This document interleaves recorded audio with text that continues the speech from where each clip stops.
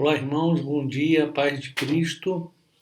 Hoje são 3 de janeiro de 2021, estamos iniciando o ano de 2021. Eu peço a Deus, ricas bênçãos na vida de cada irmão nesse ano que se inicia.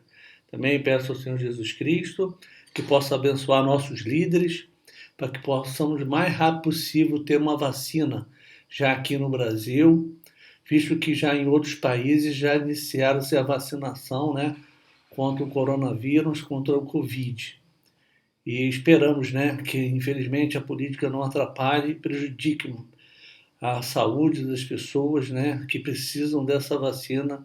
Todos nós aí temos acompanhado quanto o coronavírus tem afetado a vida de cada um, de cada brasileiro e de cada irmão também que é crente, E quando a gente fala agora de lideranças, vamos falar de Josué, Hoje é a nossa lição, quando a diversidade e a decepção, Nós estamos usando a revista evangélica da Convenção Batista Fluminense. A introdução. O representante de nossa lição de hoje é Josué, homem escolhido por Deus para ser o responsável a liderar o povo de Israel na conquista da Terra Prometida. Ele sucedeu a Moisés, sua história é narrada no livro que leva seu nome, mas em outros textos também encontramos fatos importantes. Em Êxodo, encontramos Josué recebendo a função para comandar uma tropa israelita e sendo escolhido por Moisés como seu assistente pessoal.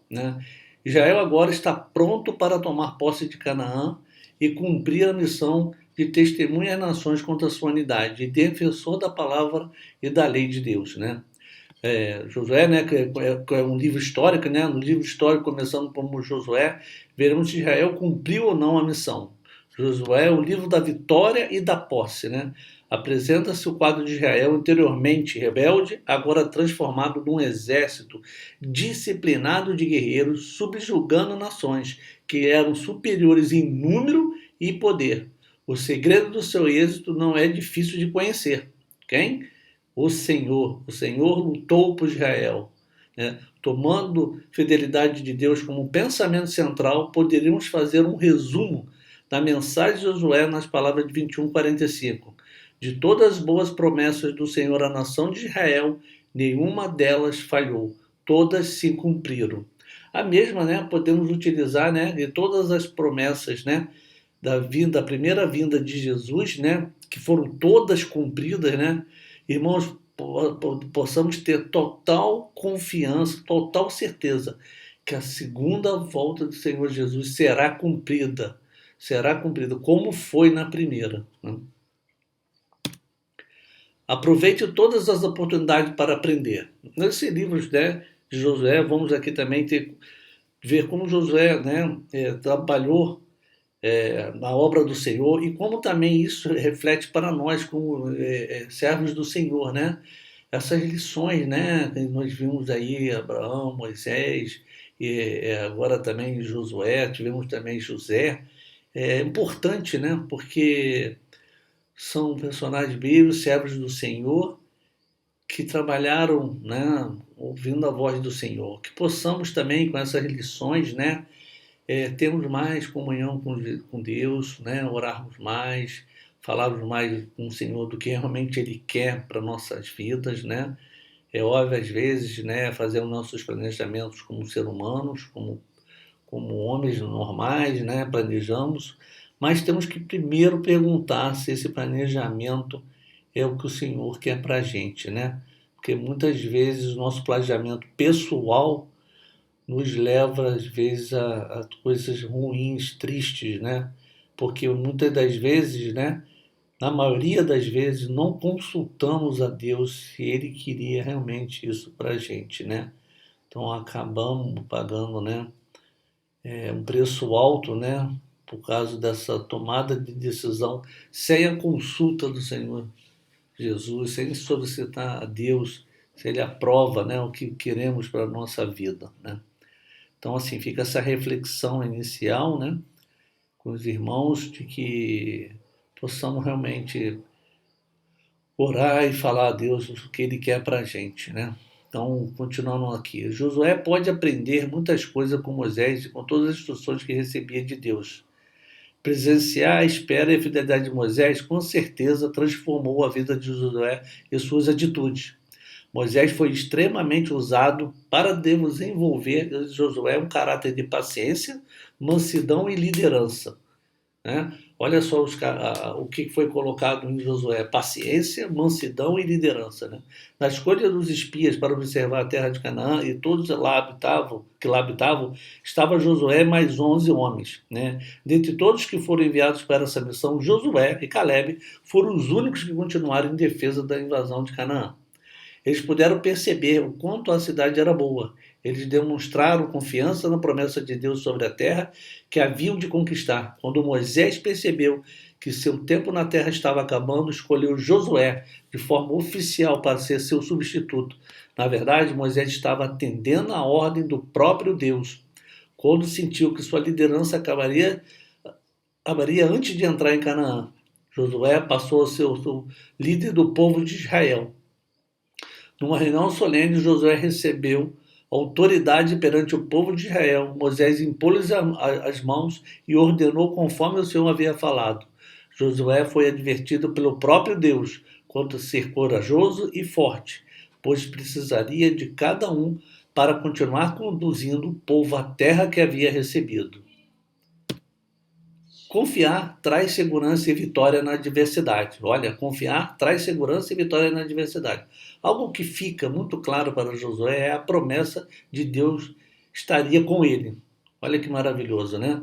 Ele tinha lá na mente dele, Deus estaria com ele, né? Ó, irmãos, possamos também termos o que Josué tinha. Deus está conosco. Se você está passando por um momento difícil, se você está acamado, está adoentado, se você está desempregado, mas Deus vai te abençoar. Deus está com você. Deus está com você. Né? Tenha isso. Ore, ore, ore. Ser acompanhado por Deus durante toda a missão lhe daria confiança suficiente para continuar a grande conquista. Assim que Moisés morreu, Deus lhe encoraja de forma particular. Não foram poucos os obstáculos enfrentados por Josué logo no início de sua liderança, mesmo sendo um homem tão experiente e vivido um longo tempo de intimidade com Deus. Josué não ficou livre das provações diárias, o que lhe exigiu confiança e dependência no único que poderia mudar o rumo dos resultados adquiridos com essas provações. Alguns exemplos disso podem ser vistos quando o povo precisava atravessar o Rio Jordão e enfrentar o exército dos cananeus. No capítulo 3 do livro de Josué, tem uma descrição de como Deus sobrenaturalmente interrompeu as águas do Jordão quando os sacerdotes que levavam a Arca da Aliança pisaram nas águas. Assim, o povo de Israel passou a seco, marchando em direção a Jericó. Amém, Senhor? Assim como tomada de Jericó, nessa conquista os sacerdotes e o povo marcharam ao redor da cidade. No 7º dia, quando os sacerdotes tocaram as buzinas e o povo gritou com grande brado, as muralhas de Jericó caíram. Essa próxima aprovação tem a ver com a conquista da terra dos cananeus. Deus deu uma ordem muito clara: mas da cidade desses povos que o Senhor teu Deus te dá como herança, não deixarás com vida nada que tem fôlego. Pelo contrário, tu os destruirás por completo: os heteus, os amorreus, os cananeus, os perizeus, os heveus e os jebuseus, conforme te ordenou o Senhor teu Deus.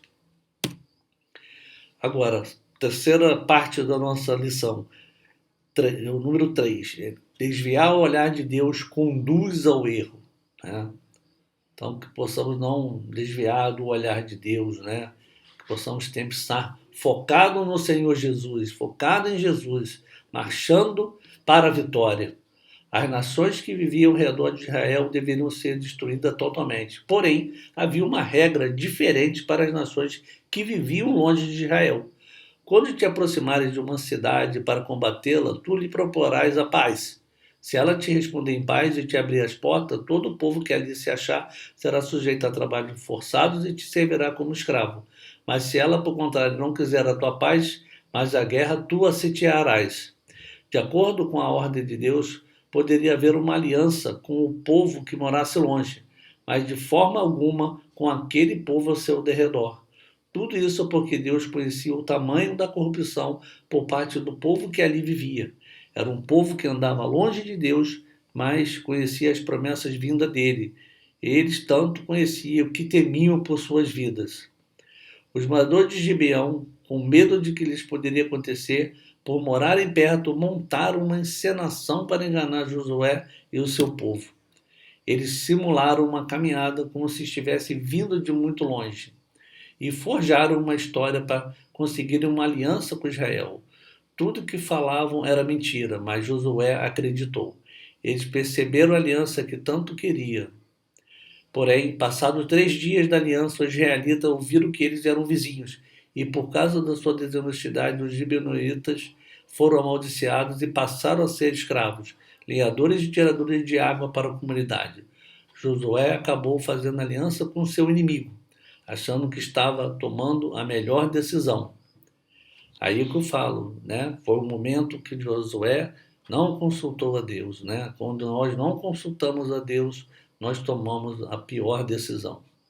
A precipitação o fez errar. Tudo foi tão bem armado que Josué deixou de consultar a Deus e acabou por errar.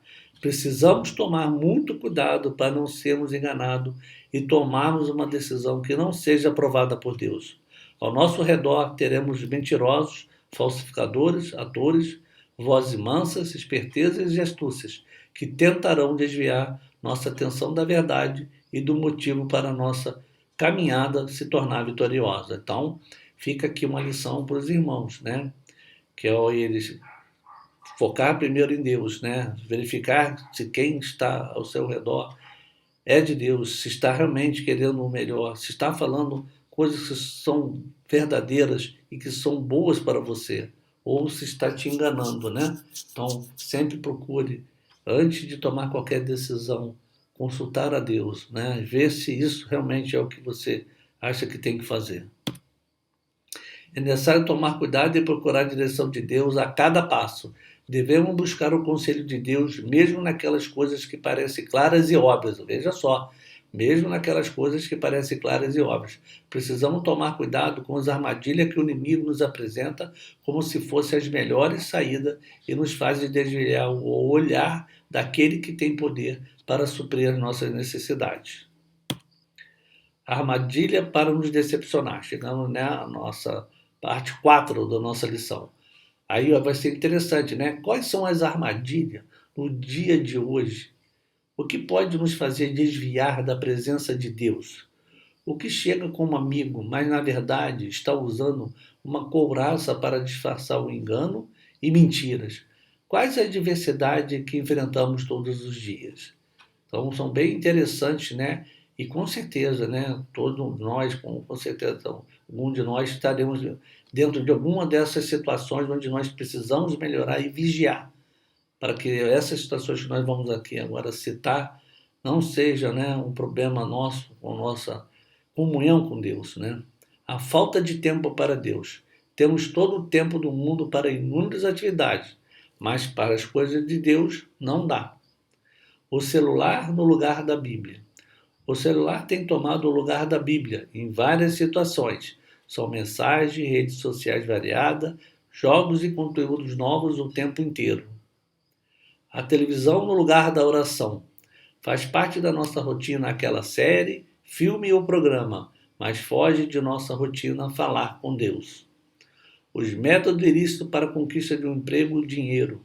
As propostas corruptas para alcançar os objetivos profissionais ou financeiros são inúmeras e crescem dia após dia. Falta de compromisso com o bem mais precioso que Deus nos deu, a família. A família tem ficado em último lugar na escala de prioridade, enquanto a atenção é voltada para os amigos, empregos, sociais e entretenimentos. A 6. A substituição da comunhão na congregação. Hoje se ouve em grande escala a frase: não preciso de igreja para ter comunhão com Deus. Festas, viagens, reuniões em família são um dos motivos que favorecem o distanciamento com a igreja. Precisamos atentar para não deixemos de congregar-nos como é costume de alguns, né? As orientações do mundo em detrimento às orientações dos líderes de Deus.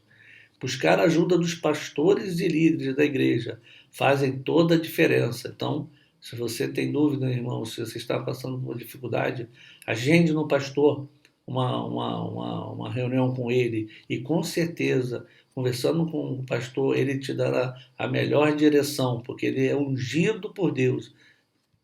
Eles são pessoas separadas por Deus para cuidar do rebanho e conduzi-lo à direção correta. Falta de paciência para esperar o tempo de Deus. A palavra diz que há tempo para tudo. Esperar o tempo de Deus é a melhor escolha, mesmo que pareça mais difícil, sempre será o meio correto de alcançarmos o necessário. Sabemos, irmãos, que o tempo de Deus não é o nosso tempo, né? O tempo de Deus não conta hora, minuto, né? É um tempo totalmente diferente, né? Então, que possamos ter paciência, né? Que Deus vai nos abençoar. Confiança exagerada em nós mesmos, né? Provérbios 16:3 diz: entrega tuas obras ao Senhor e teus planos serão bem-sucedidos. Então, já diz lá em Provérbios: entregue tuas obras ao Senhor e teus planos serão bem-sucedidos. Esses são alguns gigantes que enfrentamos e que nos fazem perder a direção de Deus. Um descuido pode ser o responsável por nos tirar do prumo e nos fazer pecar. Invista tempo para voltar-se para o Pai, para pensar e agir. Quais são os gigantes que estão tendo poder para te desviar do Senhor? O que tem enganado o seu coração ao ponto de te fazer pecar? Busque na palavra de Deus textos que lhe ajudem a enfrentar os gigantes do dia a dia. Eu desejo aos irmãos, né, um feliz domingo, né, e a paz de Cristo. Amém.